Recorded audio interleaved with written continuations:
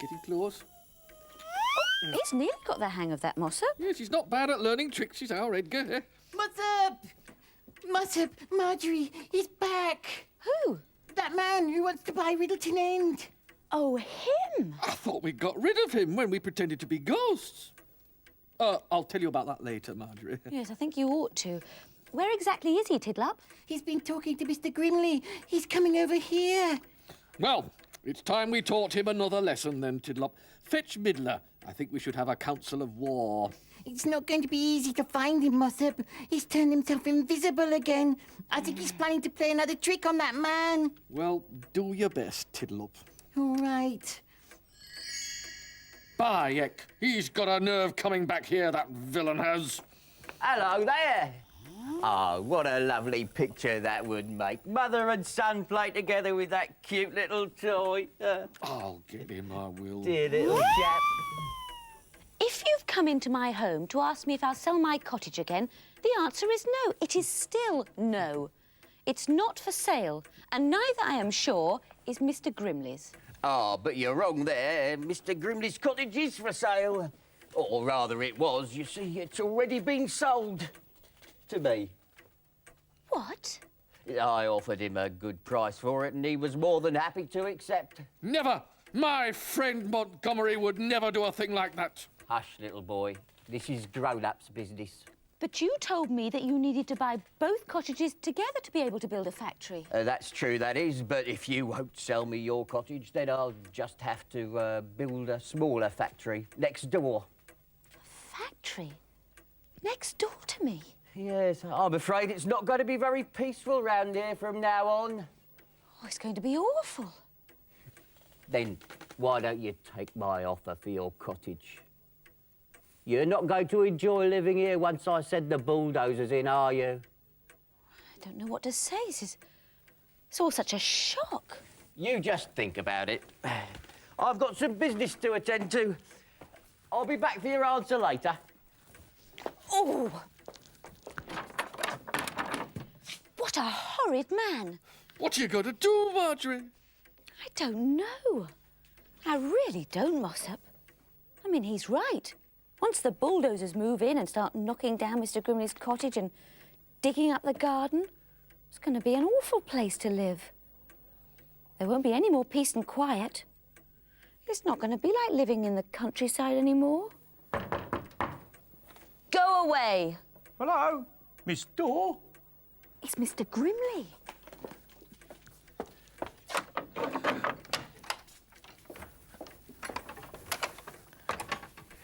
Hello, you three. So, it's you, Mr. Grimley.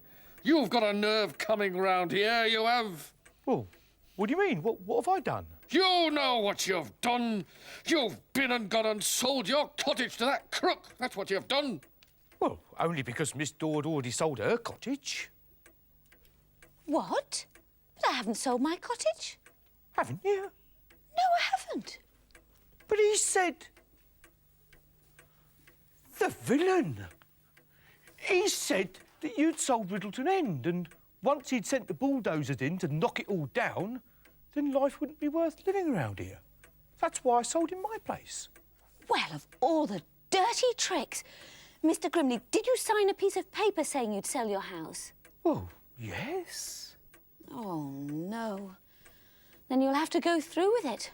It's the law. But he told me lies to get me to sign it. Yes, but can you prove that? No. I've been cheated. Cheer up, Mr. Grimley. We all know that cheats never prosper. What? Who said that? Midler. Show yourself, Midler. Now, what were you saying about cheats never prospering? It's something I learnt from an old wanderer story. Would you like to hear it? Well, I think we could all do with some cheering up. All right, then. All wanderers know a lot about healing, and they pass this knowledge on to their children by giving them lessons. But there was one young wanderer called Fiddler who thought that healing lessons were a waste of time. Every day her father tried to teach Fiddler and her brother about the herbs that can cure diseases, but she never listened to a word he said. Instead, she would sit daydreaming about being a clown in a Riddler circus, which was something she really wanted to be. And as soon as the lesson was over, she would race off to practice her tricks, walking on her hands, pulling funny faces, pretending to trip up and fall flat on her nose. The years passed, and one day her father said to Fiddler and her brother, "You're both old enough to leave home now and make your own way in the world. I'll give you a lollop each to ride and presents to take with you, but only if you pass your healing test." And he wrote out lots of questions about herbs and healing and gave his children a sheet of paper each to write down the answers. Well, since Fiddler had never paid any attention to her lessons, she didn't know the first thing about herbs and healing. Her brother did, though, and he sat down and began to write out all the answers. And what did Fiddler do? She looked over his shoulder and copied down all his answers onto her paper. When the test was over, their father was delighted. "You've both got all the answers right," he said, and he gave them their presents and a lollop each. Fiddler mounted her lollop, feeling very pleased with herself, and set off to join the circus. But she'd only ridden a mile or two when her lollop started to cough. A minute later, he started to shiver and sweat, and in no time at all, he lay down on the grass looking a very sick lollop indeed. Fiddler didn't know how to cure him, so she tried to cheer him up by walking on her hands. But the lollop didn't cheer up. She pulled funny faces at him, but the lollop didn't find them funny. She tried every trick that she knew, but the lollop just grew sicker and sicker. Poor thing, thought Fiddler. He might die.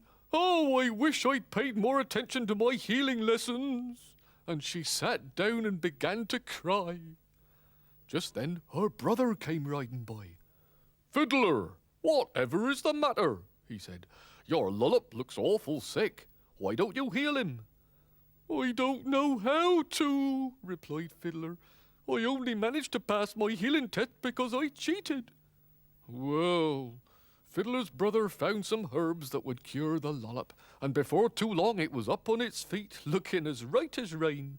And then Fiddler climbed up on its back and rode away, but not to join the circus. Oh no, she set off back home to ask her father for some more healing lessons, and never again did she feel tempted to cheat. There you are. It's a good story, and it's got a moral, just like an Aesop's fable. You never get anywhere by cheating. Aye, cheating doesn't work. That's right, that is. But cheating seemed to have worked for that Harry fella, didn't it? He got my cottage through cheating. Then what I say is this. We must make sure he doesn't get away with it. But how? How? By getting that there piece of paper back, that's how. Well, we can't just take it off him, Mossop. I mean, that would be breaking the law. Would be breaking the human-type law, maybe, Marjorie.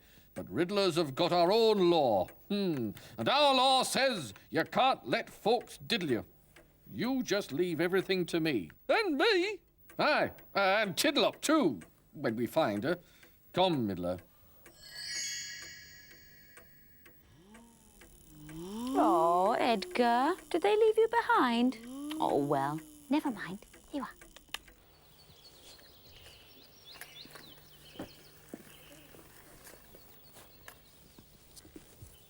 Yeah, you kids, you clear off. I don't want you playing in here. I beg your pardon.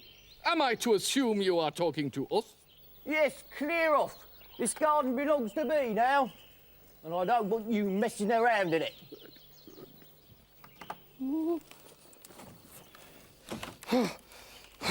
Something must be done about him, Middler. Middler? Where's he gone now? Oh, what? Who did that?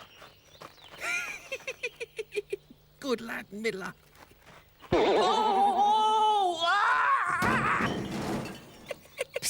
Mossop, isn't he awful, that man? He tried to throw me out of the garden too. Don't you worry, Tiddle-up. We'll soon sort him out. We've just got to get off him that piece of paper what Mr. Grimley signed. Should be about his person somewhere. Oh, it is. I saw it. It's in the pocket of his coat. Oh, it's Midler, doing a bit of invisible pocket picking he is. Good for him. Go it, Midler. You can do it. You can...